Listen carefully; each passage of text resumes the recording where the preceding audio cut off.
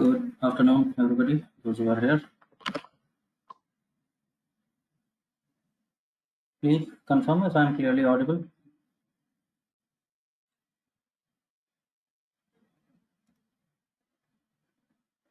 Screen visible. Moving in time. All set. Okay, very fine.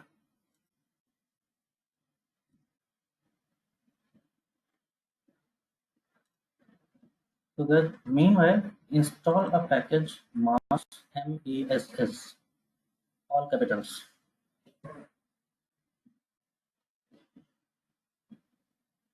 Install this package.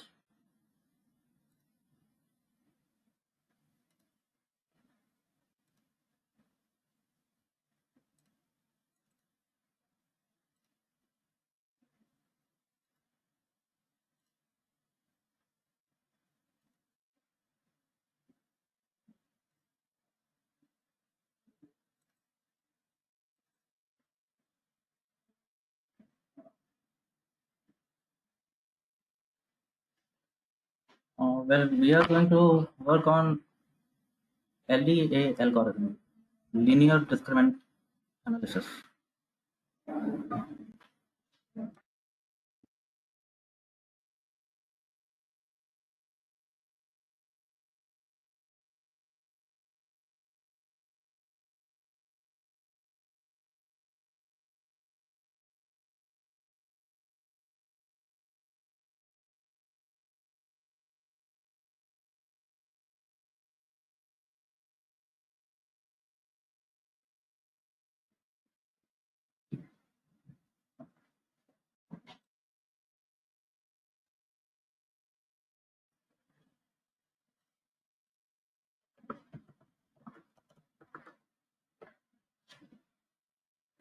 The agenda is LDA. LDA stands for linear discriminant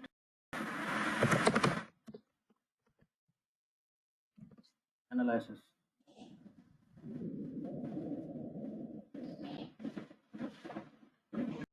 Nothing in particular, Abhilasha. Just mentioned that you have to install a package, MAS, MASS, all capital. Just beginning. Nothing specific.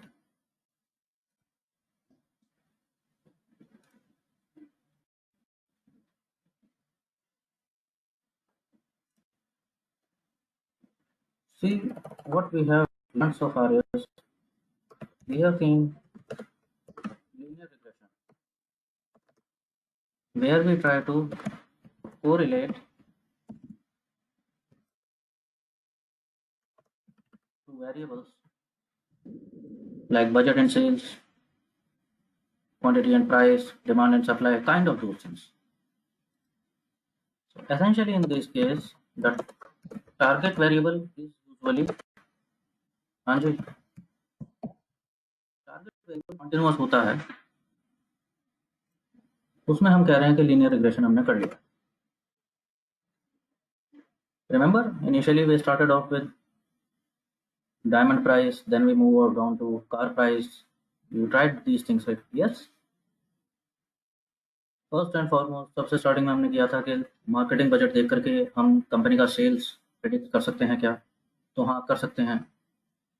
Then we move on to more complex problems when there are several independent variables like diamond price. तो वहाँ पर हमने देखा था.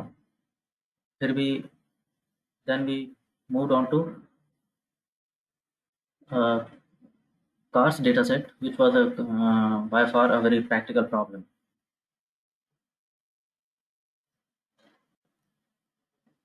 Then we moved ahead with logistic regression.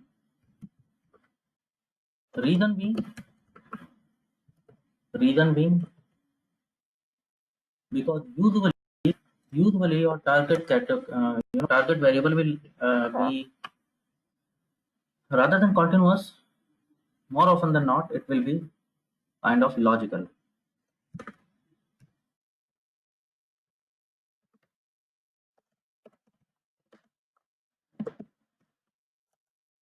Logical बोल सकते हो, क्या क्या बोल सकते हो उसको? लॉजिकल, बुलियन, यस और नो, यही तो होता है, यस और नो। हाँ, हमेशा यही होता है, यस और no, 0 1, true false, default non default, churn not churn, survive not survive. देखे थे ना ये तो बहुत सारे एग्जाम्पल हमने, राइट। एंड टेक्निकल टर्म्स में बोलूँ तो it is binomial categorical, it is a categorical variable with two categories.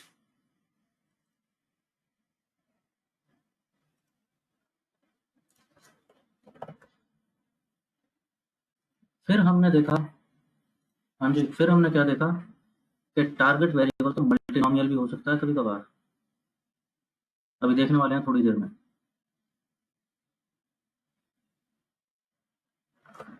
What if target variable is multinomial categorical,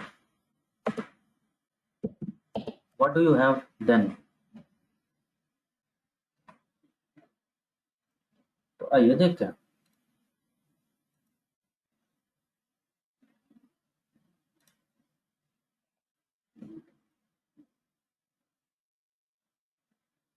खैर देखते तो कहाँ से हैं, तुमने वो मेरे ख्याल से आइरिस डेटा सेट किया ही नहीं होगा अभी डिसीजन ट्री पे।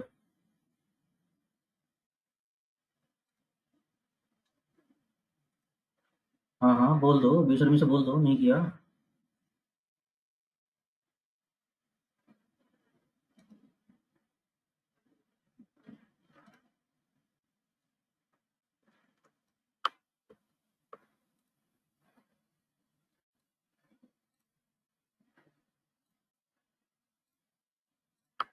चलो कोई बात नहीं।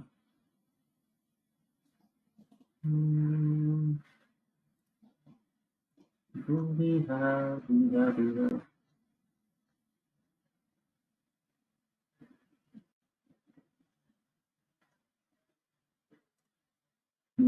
हाँ, किसका ईमेल आईडी मिस हो जा रहा था मेरे से, अजीत आपका शायद, है ना?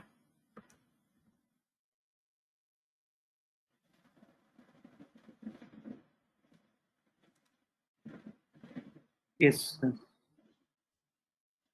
Okay, just give me a moment, I will take care of that.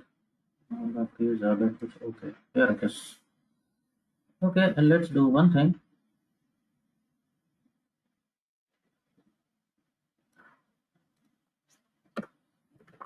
I am sending your data set across, here it comes.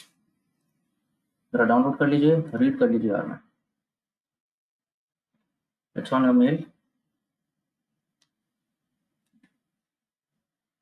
Monika, multinomial भी होगा तो कंफ्यूजन मैट्रिक्स तो काम करेगा ना, कैटेगरीज हैं तो मल्टीनोमियल काम, कैटेगरीज होना चाहिए तो कंफ्यूजन मैट्रिक्स। कॉन्टिन्यूअस है तो आर स्क्वायर्ड चेक ना करोगे, R squared is basically correlation of two continuous variables. अगर तुम्हारा प्रेडिक्शन, अगर तुम्हारा टारगेट वेरिएबल कॉन्टिन्यूअस है, तो सी हम करते क्या है, आर स्क्वायर्ड निकाल के हम चेक करना चाहते हैं कि हमारा मॉडल कितना अच्छा रिजल्ट देता है। Basically we want to evaluate our model's performance, right. तो अगर टारगेट वेरिएबल कॉन्टिन्यूअस है तो एक तो उसकी एक्चुअल वैल्यूज होगी, दूसरे उसके प्रिडिक्टेड वैल्यूज होगी, और हम दोनों में कोरिलेशन स्क्वायर निकाल के आर स्क्वायर्ड देखते हैं। ये कब तक काम करेगा? जब टारगेट वेरिएबल कॉन्टिन्यूअस है। अब टारगेट ही तुम्हारा जब कैटेगोरिकल हो जाता है, यस और no, getting the gist.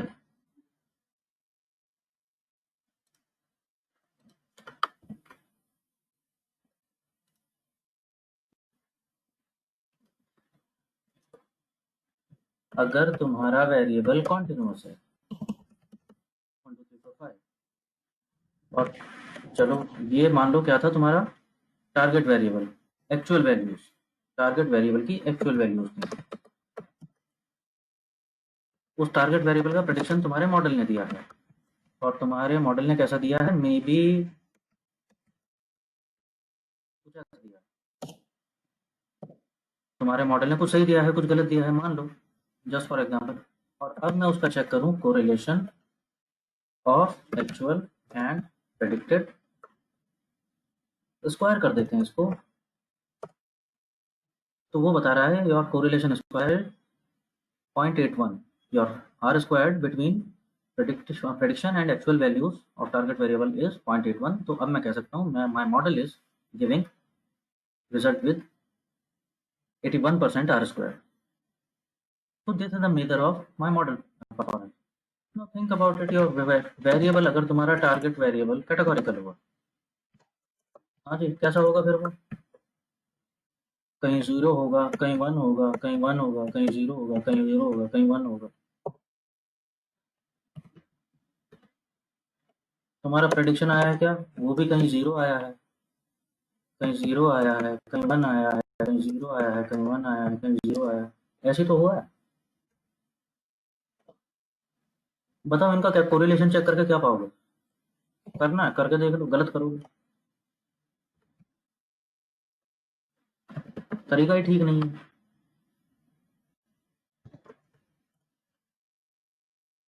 Low are squad बता रहा है 11% आर स्क्वाड है तुम्हारे रिजल्ट में.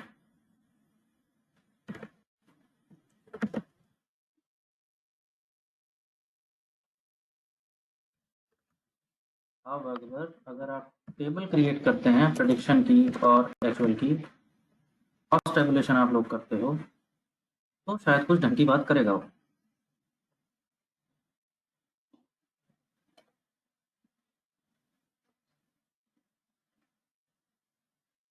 ठीक है, तो कितने ट्रू पॉजिटिव हैं, कितने ट्रू पॉजिटिव हैं, कितने ट्रू नेगेटिव हैं, अब उस टर्म में बात कर रहा है. अब शायद कुछ बेटर बात करेगा इनसे. अगर मैं कॉन्फिडेंस मैट्रिक्स देखने लगूँ सीधे सीधे, तो शायद मुझे पता चलेगा एक्चुअली मेरा मॉडल कितना अच्छा काम करता है.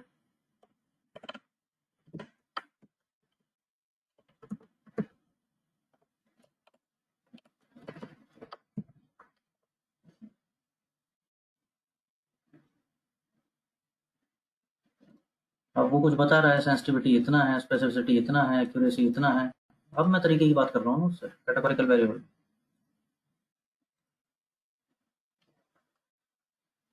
ठीक है, यहाँ तक ठीक हुआ. करूँ बात आगे?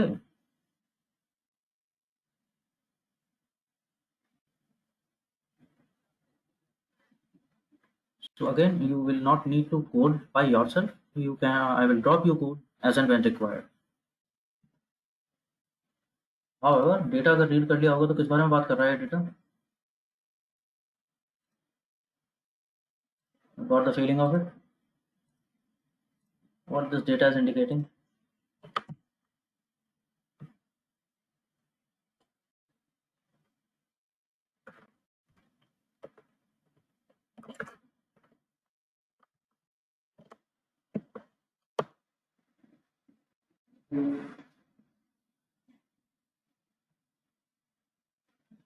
हाँ जी, कैसा डेटा है आप लोगों के हाथ, कैसा डेटा आ गया ये?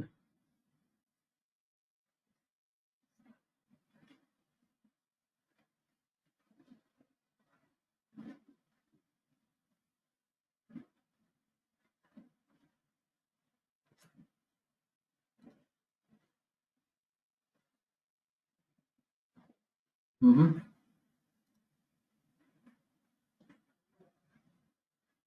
It's a data set of some 177 types of wines. देखने में सारे कॉन्टिन्यूअस लग रहे हैं, हाँ देखने में तो लग रहे हैं कॉन्टिन्यूअस. अभी बताता हूँ. What they have given is, पहले वेरिएबल देखो, पहले वेरिएबल देखो, कॉन्टिन्यूअस है सारे.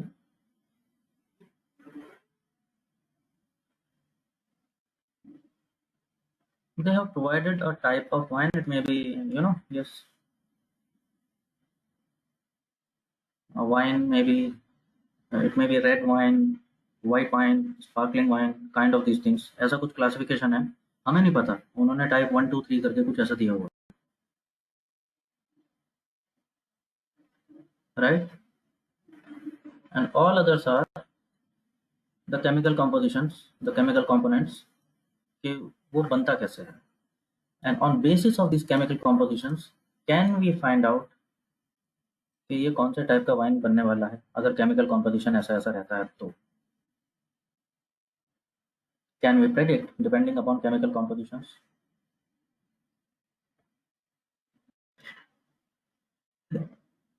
हाँ, अच्छा तो ठीक है, जिन्हें दिक्कत है वो तुम दवाइयाँ समझ लो, सिरप समझो सिरप, ठीक है?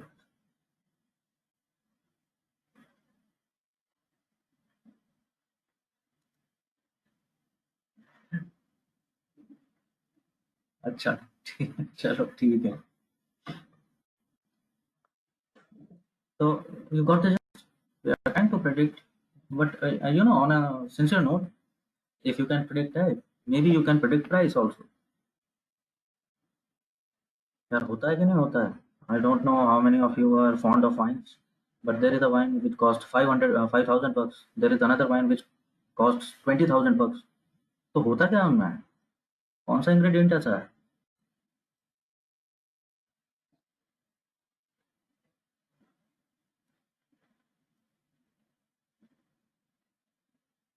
राइट?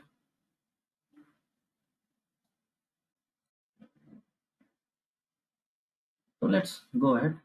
प्रॉब्लम क्या आया? आओ देखते हैं। डेटा देखा हमने, देख लेते हैं। एक तो वाइन टाइप फैक्टर होना चाहिए, सही बात है। एक चीज़ तो क्लियर है, वाइन टाइप फैक्टर होना चाहिए। If I check summary,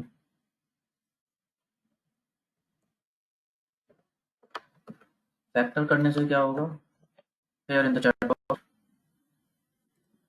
now it is categorical. तो कैटेगोरिकल मेरे को लिबर्टी देता है, मैं अपने एल्गोरिदम को यूज़ कर सकता हूँ क्लासिफिकेशन के लिए। तो जब आप रन कर लेंगे, you will and up with this kind of summary. So there are various chemical components, composition of alcohol, malic acid, ash, alkalinity, ash। अरे कौन है ये जो राख डाल रहा है मेरी वाइन में?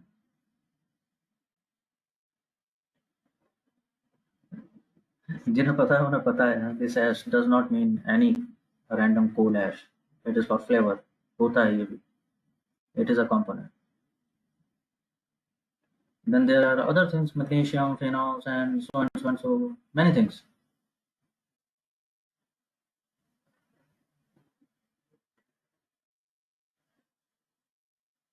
ठीक है, यहाँ तक हो गया, समरी तक रन हुआ आप लोगों से।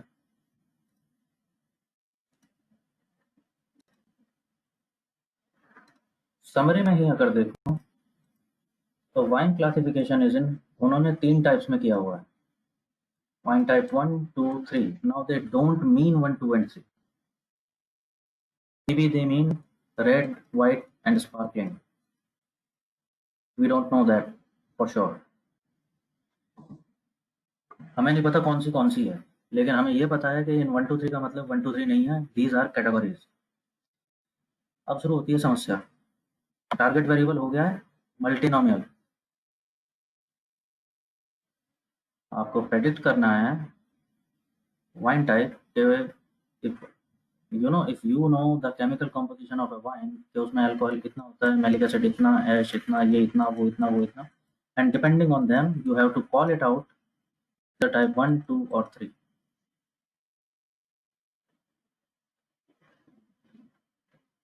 ठीक है जी? आओ तो बोलें, क्या बोलोगे? लॉजिस्टिक रिग्रेशन, वो तो काम नहीं आएगा, क्योंकि सिग्मॉइड फंक्शन पे काम करता है। सिग्मॉइड फंक्शन के हेड पे 1 होता है, टेल पे 0 होता है, और बीच में प्रोबेबिलिटी चलती है, प्रोबेबिलिटी ऑफ बीइंग 1। तो अगर 0, 1 में कर रहे होते तो सिग्मॉइड फंक्शन काम आता है। यहाँ तो 3 है, कहाँ 1 रखोगे, कहाँ 2 रखोगे, कहाँ 3 रखोगे? Logistic regression fail. इसीलिए तो नाम था उसका लॉजिस्टिक। लॉजिकल था टारगेट उसका, 0 और 1, यस और नो।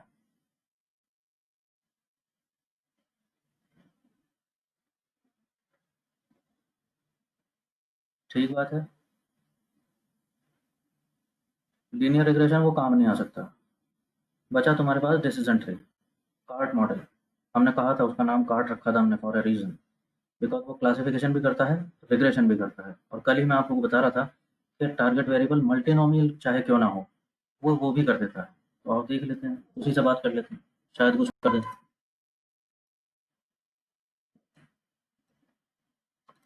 कल रह गया था ना ये पोर्शन, आइरिस पे रन नहीं करके दूंगा मैं तुम्हें, अपने आप कर लेना। तो चलते हैं, डेटा स्प्लिट कर लेते हैं। ट्रेन टेस्ट, ट्रेन टेस्ट बोल दो या वैलिडेशन बोल दो, एक ही बात है। ये तो पता है तुम्हें सारी कहानी।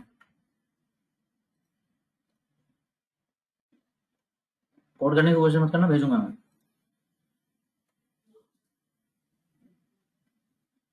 ठीक है, नो प्रॉब्लम सो फार। 75-25 के रेशो में डिवाइड कर लिया है डेटा, एक से मॉडल बनाएंगे, टेस्ट डेटा पे मॉडल को इवेलुएट कर लेंगे। आर पार्ट और आर पार्ट प्लॉट, दो लाइब्रेरी, दो पैकेजेस मेरे को चाहिए होते हैं। And here comes the DT model. I am creating a model, DT model, हाँ, decision tree model, R part, type tilde dot, data is equal to train, यही तो होता है हमेशा।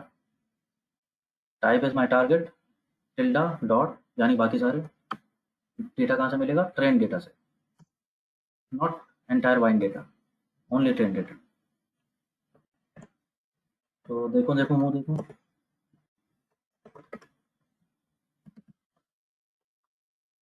हमारा डिसीजन ट्री कैसा बना है।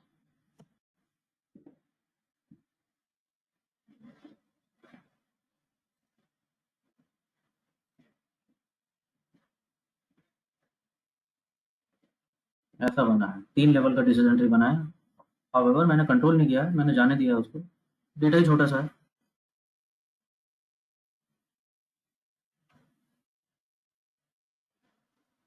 There are two things, you can use any of them. R part plot भी लिख सकते हो, PRP यानी प्लॉट रिकर्सिव पार्टीशनिंग। तो PRP से ऐसा आता है, आर पार्ट प्लॉट्स देख लो और जो तुम्हें अच्छा लगे उससे कर लेना। तो here is chat box, run कर लीजिए इसको और बताइए मेरे को जैसे रन कर लेते हैं, समझ आता है या कुछ क्वेरी है। यहाँ तक होना नहीं चाहिए वैसे।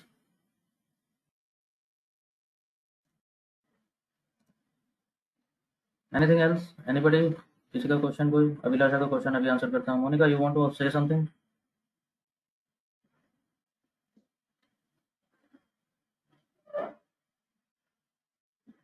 You are calling out, sir. I am imagining a question mark on your face. ये क्या होते हैं? मैं सोच ही रहा था, बताता हूँ। सी, डिसीजन ट्री वही है, PRP से भी वही देखने को मिलेगा, आर पार्ट प्लॉट से भी वही देखने को मिलेगा। It is also decision tree of 3 conditions, condition 1, condition 2 and condition 3। ये इनिशियली आपको बता रहा है कि आपके वाइन टाइप्स 1, 2 और 3 किस रेशो में थे। रिमेंबर होमोजेनिटी, होमोजेनिटी मतलब ये रेशोज कम हो जाने चाहिए ना यार। जब यस और नो होते थे 60-40 के रेशो में, तो अगले उसमें 80-20 रह जाना चाहिए ना। यही तो सोच रहे थे हम होमोजेनिटी से। तो यहाँ भी ऐसे ही सोच रहे हैं। अब 3 कैटेगरीज हैं, तो तीनों में दिखा रहा है कि इनिशियली उनमें कंटामिनेशन कितना है, 33% किसी क्लास के आ रहे हैं, 40% किसी के आ रहे हैं, 27 किसी के आ रहे हैं। अब उसने लगाई कंडीशन नंबर 1, तो वो कहाँ तक पहुँच गया है, होमोजेनिटी कितनी आई है। देखो होमोजेनिटी बेटर होगी ना इसकी, शक्ल देखो इसकी, 90% of class 1, 0.24% of class 2 and 6% of class 3। तो 90% 1 यहाँ पर चले आए हैं, थोड़े से 2 और 3 मिक्स एंड मैच हो गए, 4%, 3%, 2%, ऐसी होमोजेनिटी आई है इधर। इस तरफ चले तो होमोजेनिटी कितनी पहुंची, 60% हो गई क्लास 2, 40% से बढ़ के 60% हो गई। लेकिन कॉन्टामिनेशन अभी भी काफ़ी है, 40% तो कॉन्टामिनेशन है। तो अगली कंडीशन पे गए। समझ पा रहे हो। और अब ये रेशोज कितनी कितनी हो गई, 2%, 94%, 4%। तो आई थिंक बहुत अच्छी होमोजेनिटी आ गई है। 94% लोग क्लास 2 के हैं, बाकी थोड़े बहुत 6% जो है वो मिक्स एंड मैच हो गए। Same goes on this side.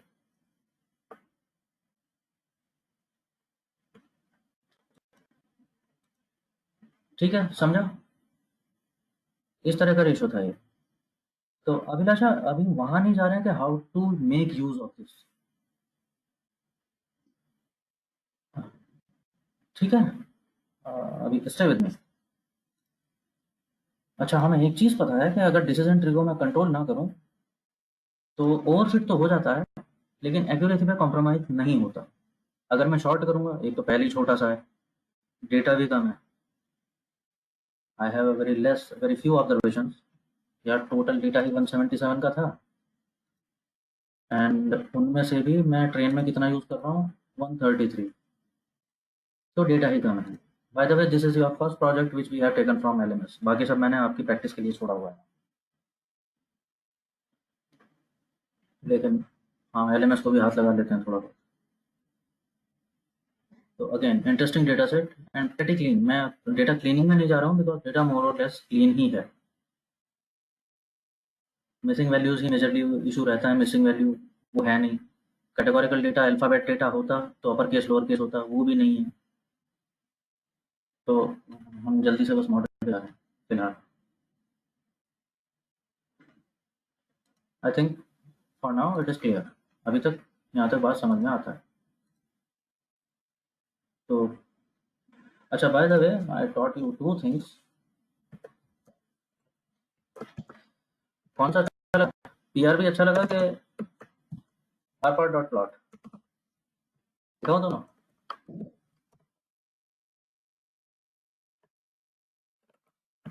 However entirely choice, दोनों से है एक ही बात पता चलती है। ट्री वही है, वो देखने का तरीका है। It is the way we view it, it is the way it is explained in the visual.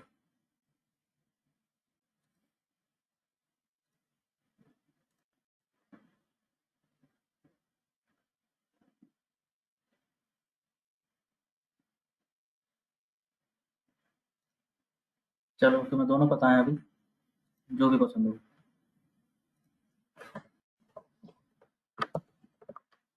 मुझे personally R part dot plot पसंद है। देखने में थोड़ा सा कलरफुल है, थोड़ा सा डिटेल्ड है। तो हाउएवर एंटायरली योर चॉइस। चलो, अब इस डिसीजन ट्री का प्रेडिक्शन देख लेते हैं कि ये हमारा प्रेडिक्शन कैसा देता है। कैसा देता है। कोड तो सारा चल रहा है ना आप लोगों का बराबर मेरे साथ?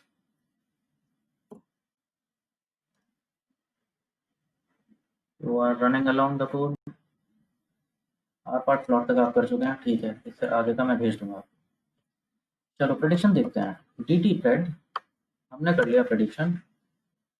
सो it has sent me a variable D T pred. If I see D T pred, what does it give मी?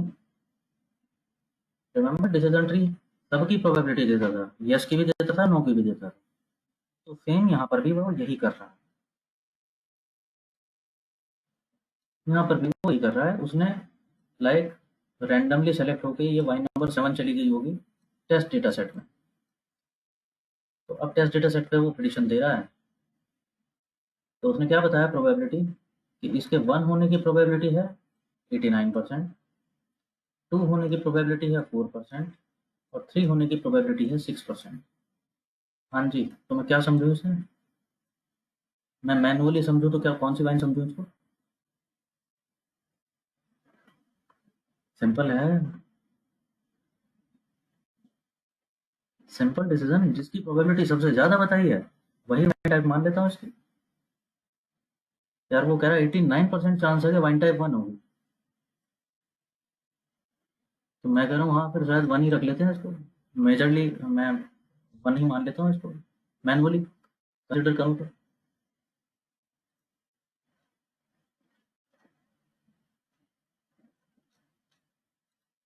अरे ठीक है ना, ठीक।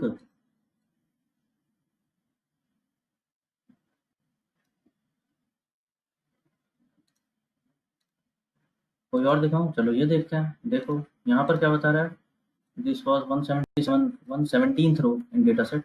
वो कह रहा है इसके 1 होने की प्रोबेबिलिटी है 2%, 2 होने की प्रोबेबिलिटी है 93%, और 3 होने की प्रोबेबिलिटी है 4%। तो क्या मान लूँ इसको? सही बात है, जिसकी प्रोबेबिलिटी सबसे ज़्यादा बता रहा है वही मान लेता हूँ इसको। y टाइप 2 हो जाए।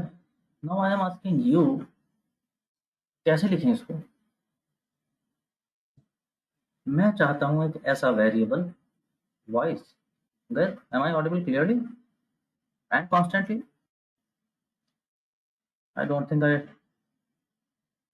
I dropped voice. Abhilasha, I am clear to everybody.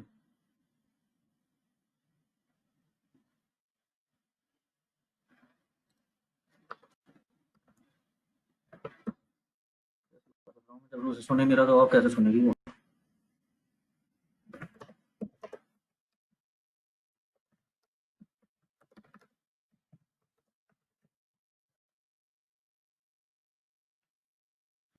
ऐसे सुनेगी शायद।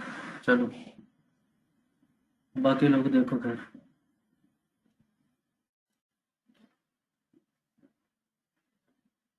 Now can you write a code, write a piece of code जो क्या करता हो, जो वही करता हो जो हम सोच रहे हैं अभी,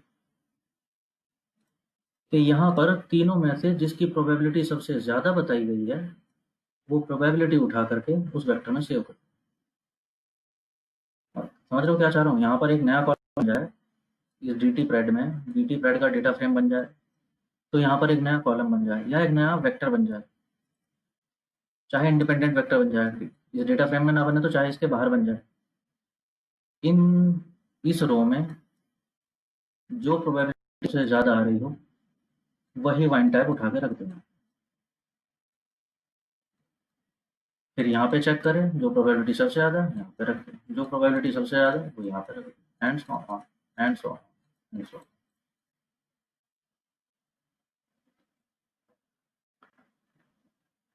ट्राई करोगे? दूँ 2 मिनट तो कोशिश करनी है, या हाथ ऊपर है पहले से पहले?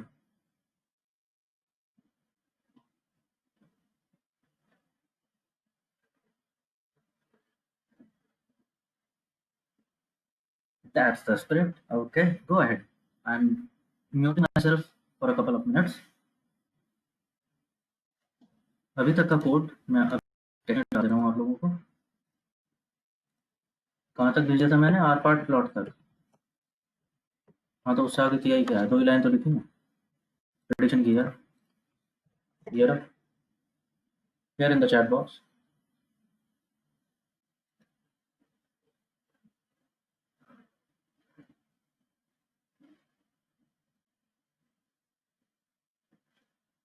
देखो जरा जल्दी से और बताना मेरे को क्या लिखा है। Just a couple minutes.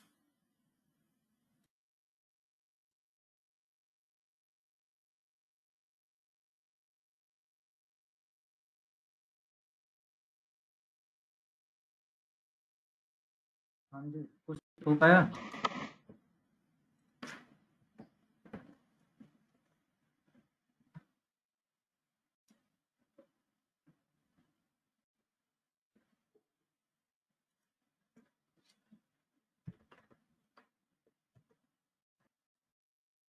मिल गया किसी को कुछ?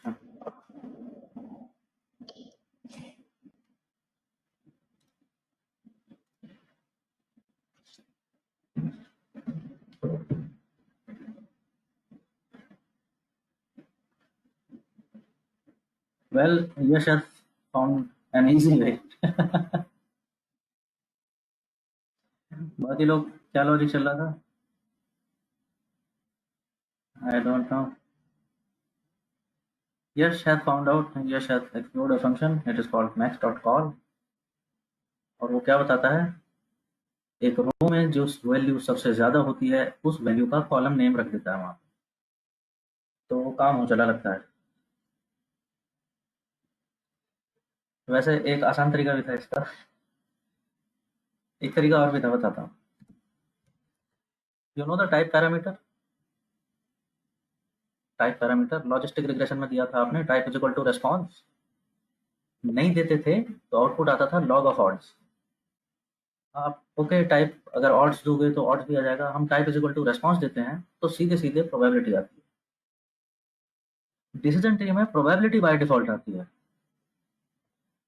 मैं कह रहा हूँ कुछ और बताऊं तो शायद मेरे को सीधे कुछ पता लग जाए। तो कीवर्ड इज क्लास।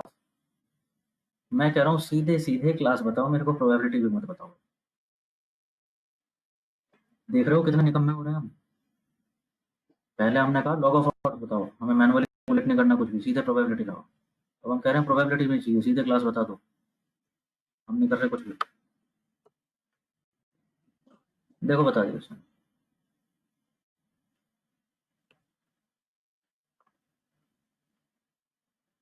अच्छी बात क्या है, अभी आउटपुट सीधे फैक्टर फॉर्म में आ रहा है। It is directly telling you class. और कैसे बता रहा है? फंडा तुम्हें मालूम है, जिसकी प्रोबेबिलिटी सबसे ज़्यादा वही क्लास हो जाएगी उस माइन की।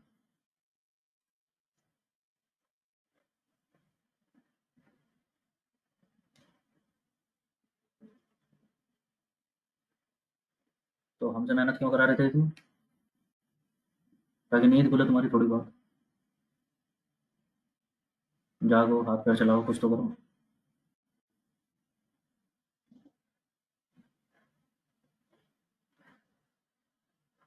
ठीक है जी, यहाँ तक सही है। चलो आगे। अब कुछ विशेष नहीं बचा है, कॉन्फ़िगर मैट्रिक्स बना लेते हैं। हमारा prediction against actual, actual type जो था, वाइन का एक्चुअल टाइप जो था 1 to 3 जो भी था, अगेंस्ट दैट। अच्छा, हमने पॉजिटिव की बात की थी कि हम पॉजिटिव इज इक्वल टू 1 रखते हैं, क्लास ऑफ इंटरेस्ट होती है। पहले वेरिएबल ऑफ इंटरेस्ट होता है, फिर क्लास ऑफ इंटरेस्ट होती है। Now this is not a problem like that. I am not very much inclined about कि टाइप 1 फाइंड करनी है या 2 करनी है, 3 करनी है। मल्टीनोमियल है, तो यहाँ पॉजिटिव और नेगेटिव क्लास का कॉन्सेप्ट खत्म हो जाता है when there is multinomial target. और मैंने बनाया configure matrix and I end up with this kind of configure matrix. क्या क्या ठीक जा रहा है? ये डायगोनल तो है मेरे ठीक decision. Diagonals are my correct decisions. Actual type 1 में वाइन थी, हमने भी वाइन 1 ही बोला है। टाइप 2 में थी तो हमने भी 2 ही बोला है, 15। टाइप 3 में थी तो हमने भी 3 बोला है, ऐसी 8 है।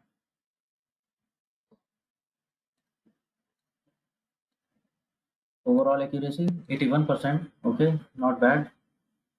सेंसिटिविटी स्पेसिफिसिटी देखें तो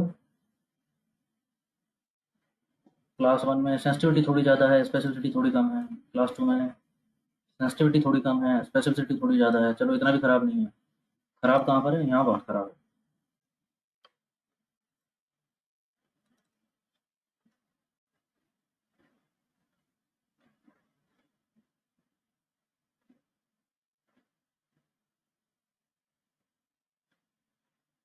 ठीक है जी।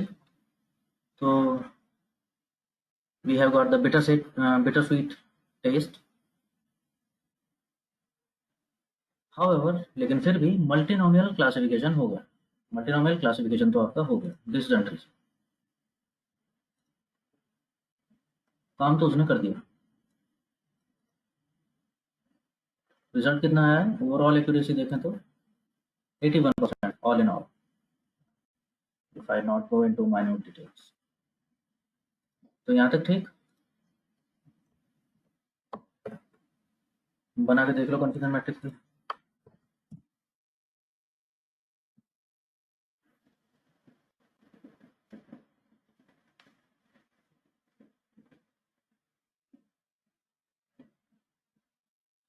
नाउ हाउएवर, हमारा थोड़ा सा कंसर्न अभी भी रह गया। कंसर्न नहीं रह गया, मतलब नए मॉडल की तरफ बात करने जा रहे हैं। तो जब टारगेट वेरिएबल मल्टीनोमियल है तो रिग्रेशन मॉडल तो काम नहीं आ रहा। अब एक ऑप्शन तो है डिसीजन ट्री, कार्ट मॉडल। वो करता है सारे काम। बट कार्ट मॉडल कैसा है? It is condition based. ये भी बात की थी हमने। देयर आर टू स्ट्रीम्स, एक तो कंडीशन बेस्ड होंगे और दूसरे मॉडल कैसे होते हैं? दूसरे मॉडल कौन से होते हैं? Geometry based.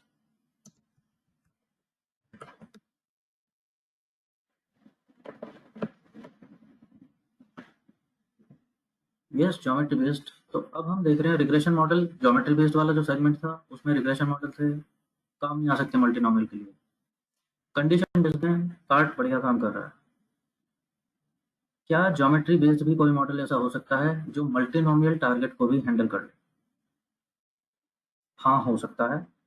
उसका मैकेनिज्म थोड़ा सा ट्विक्ड आउट है। अभी तक आपने ये भी देखा है कि ज्योमेट्री बेस्ड जो मॉडल हैं, बेसिकली वो लीनियर रिग्रेशन से ही आगे डिराइव हो रहे हैं। यस और नो? लॉजिस्टिक रिग्रेशन, वो लीनियर रिग्रेशन को भी तोड़ फोड़ के बनाया था आपने, रिमेंबर? सिग्मॉइड फंक्शन आया, फिर सिग्मॉइड के हाथ पैर तोड़ के तुमने ऑड्स बनाया, फिर लॉग ऑड्स बनाया। यस और नो? तो नाउ लीनियर रिग्रेशन को भी थोड़ा सा और ट्विक रहे हैं, and you are going on to जिसकी हम बात कर रहे थे, एरो उल्टा लग गया, एलडीए, लीनियर डिस्क्रिमिनेंट। देखते हैं इसमें डिफरेंस क्या है। What is the idea behind linear discriminant?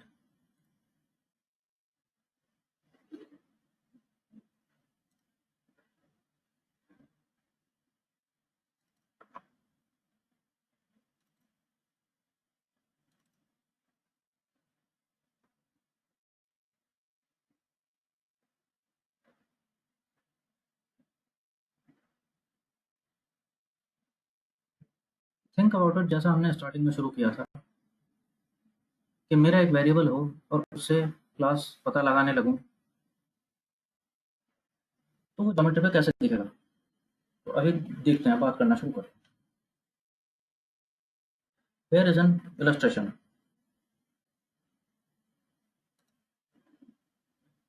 Suppose मेरे पास एक ही वेरिएबल है कि कस्टमर की मंथली ईएमआई कितनी जाती है, and depending on that I am trying to predict कि वो डिफ़ॉल्ट करेगा तो रेड डॉट, और डिफ़ॉल्ट नहीं करेगा तो ग्रीन डॉट।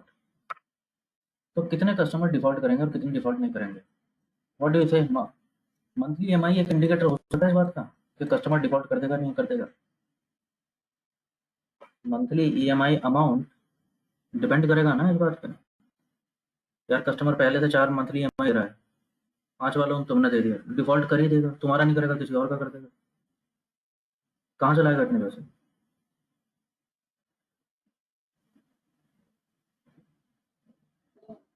अरे है कोई बीएफएसआई वाला? BFS not I.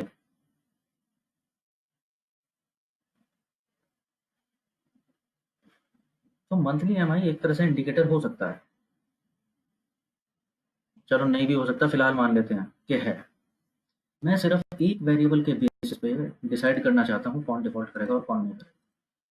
तो मेरे पास ट्रेन डेटा आया, मैंने क्या देखा कि मंथली ईएमआई किसका कितना था, मैंने प्लॉट कर दिया एक्स एक्सिस पे। और मैं क्या देख रहा हूँ, कुछ लोग डिफ़ॉल्ट नहीं कर रहे हैं, कुछ डिफ़ॉल्ट कर रहे हैं, वो रेड ब्लॉक हो गए। कुछ डिफ़ॉल्ट नहीं कर रहे, कुछ डिफ़ॉल्ट कर रहे हैं, और ऐसा कुछ वो बन गया।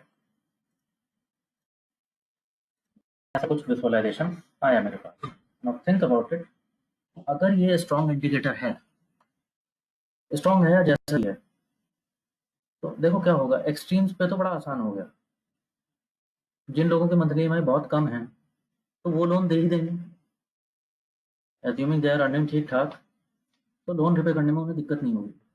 लेकिन मंथली ईएमआई जैसे जैसे बढ़ता जाएगा, जैसे जैसे बढ़ता जाएगा उतना मुश्किल होता जाएगा एक एवरेज आदमी को अमाउंट वापस करना, इवन इफ ही और शी वांट्स टू। यस और नो और मे बी?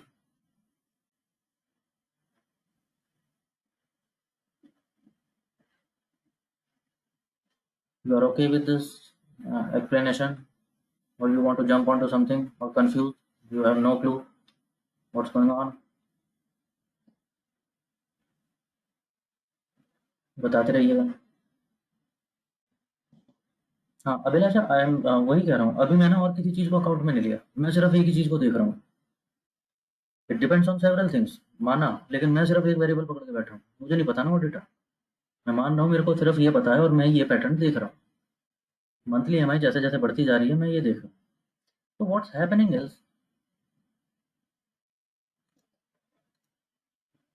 कुछ चीज़ें तो मैं देख पा रहा हूँ, कुछ चीज़ें ऐसे ऑब्जर्वेशन में मेरे को कुछ चीज़ें तो बड़ी क्लियर से नज़र आ रही हैं कि हाँ, जब लोन अमाउंट एक लिमिट में रहता है, इस लिमिट के अंदर अंदर है, तो कोई डिफ़ॉल्ट नहीं कर रहा है, यूजुअली सब पे कर रहे हैं।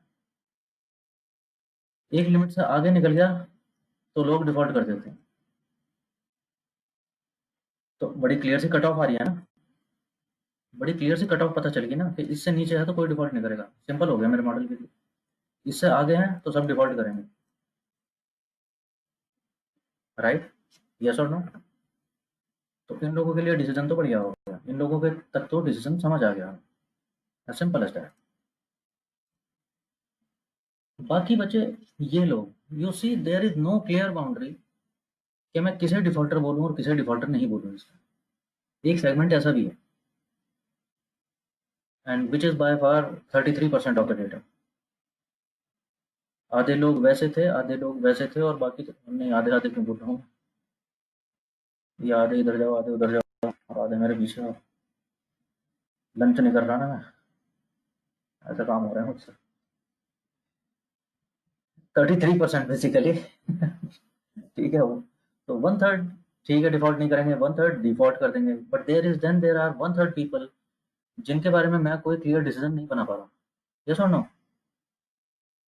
There is no clear boundary in between, depending because there is only one variable. I am depending on only one variable. So then comes the idea of linear discriminant. Think about it. अगर मैं एक और variable ले आऊँ, अब तुम्हारी बात कर रहा हूँ अभिलाषा एंड मनीष, जो आप लोग कह रहे थे, मैंने देखा मेरे डेटा में तो एक और वेरिएबल है, समझो इसे नंबर ऑफ डिपेंडेंट्स कह लो या सैलरी कह लो या जो भी कह लो। तो अब स्कैटर प्लॉट कैसा बनेगा? एक्स और वाई एक्सिस पे दो जगह बनेगा।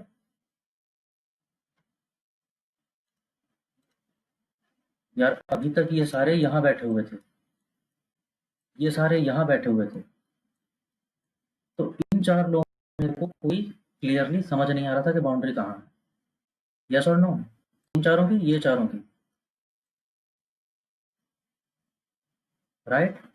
अब मेरे पास एक्स्ट्रा इन्फॉर्मेशन है, तो मेरा ग्राफ कहाँ चला गया? एक्स और वाई एक्सेस में। Now it is not on one single axis, it is in two dimensions. And think about it, पहले मेरे को क्लियर बाउंड्री नहीं दिख रही थी, अगर मैं एक क्लियर बाउंड्री इसे बोलने लगूँ कि this is my clear boundary, देख रहे हो मिस क्लासिफिकेशन कितना हो रहा है? पहले कितना हो रहा था? मैं ये नहीं कह रहा हूँ कि परफेक्ट हो गया है, अभी भी एक ऐसा है। Now there are two clear chunks here, लेकिन अब मेरा एरर कितना हो रहा है? एरर इज वन इन जितने भी हैं, I think 12। My error is one in 12। Think about it, इससे पहले कितना था? अगर मैं यहीं कहीं कोशिश करता, यहीं कहीं कोशिश करूँगा कट ऑफ लगा के, मंथली ईएमआई पे कट ऑफ लगा के मैं डिसाइड कर लूँगा, और लो मैंने लगा दी।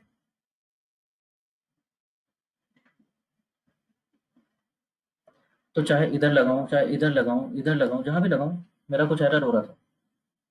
सडनली आई एम सेइंग कि दो वेरिएबल होते ही I am getting a better distinction. ये तो नो?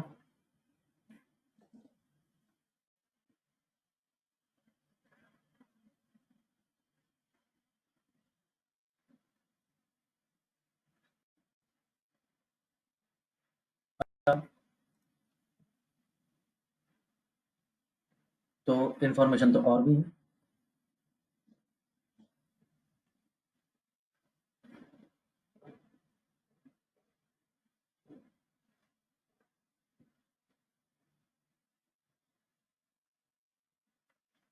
इन्फॉर्मेशन तो और भी है। मान लो एक तीसरा वेरिएबल आ जाए, तो now it is in three dimensions, और थ्री डायमेंशंस में चला जाएगा तो शायद अभी ये और डिस्टिंक्टली आइडेंटिफाई हो पाएंगे।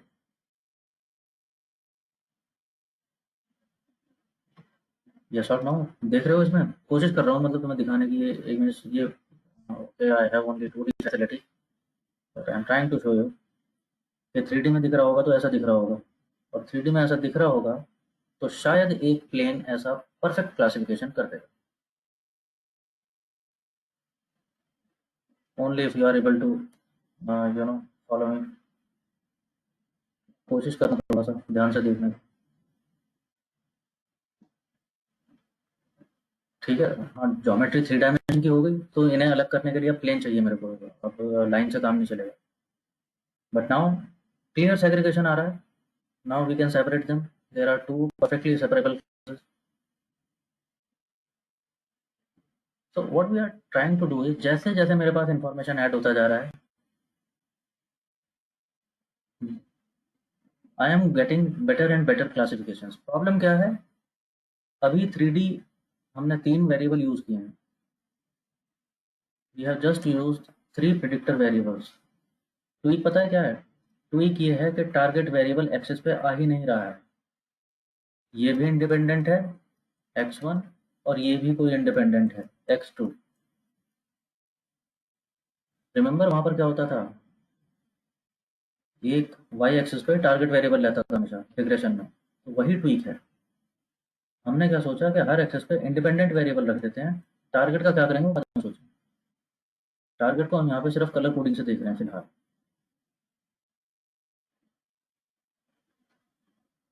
ठीक है, तो सारी एक्सेस पे एक एक इंडिपेंडेंट वेरिएबल चला जाए और ऐसी एक ज्योमेट्री बन जाए। प्रॉब्लम क्या है, अभी 3D हमने कोशिश किया तो समझना मुश्किल हो गया। अगर मैं 4D और 5D की बात करूँ तो that is not logically possible. Imagine भी नहीं कर सकते हैं उसको कि 4 डायमेंशंस या 5 डायमेंशंस कैसी लगेंगी।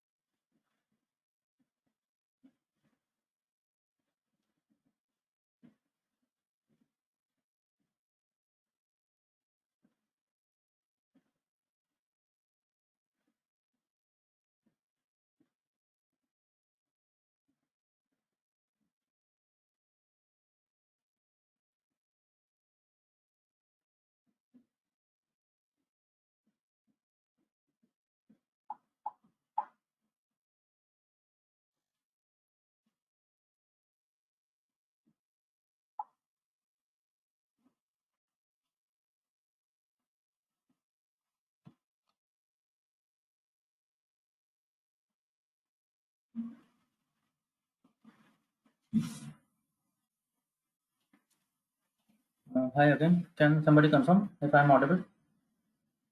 Those who are here? Okay, people. Maybe I dropped audio and maybe it is my cue to give you a break.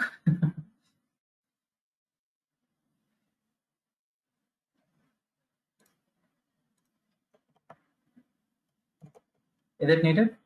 Should we break for a while? I just needed to know because I dropped text. About that. In a kind of. Okay, let's break for a few minutes.